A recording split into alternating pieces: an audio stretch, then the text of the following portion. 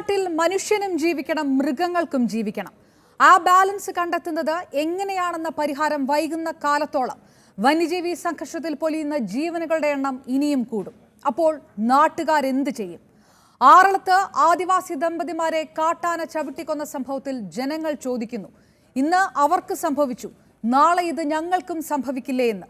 മൃതദേഹവുമായുള്ള ambulance തടഞ്ഞ് പ്രതിഷേധിക്കുന്നത് സർക്കാരിനോട് പരാതി പറഞ്ഞ് മടുത്താണ്. ആദിവാസി പുനരധിവാസ മേഖലയായ ആറളം ഫാമിൽ 1-2 20ഓളം പേർ ഇതുവരെ കാട്ടാന ആക്രമണങ്ങളിൽ കൊല്ലപ്പെട്ട് കഴിഞ്ഞു. വനാതിർത്തിയിൽ ആനമതിൽ നിർമ്മാണം തുടങ്ങിയിട്ട് 2 കൊല്ലമായി ഇതുവരെ പൂർത്തിയായിട്ടുമില്ല. ആരുടെ കുറ്റമാണ്?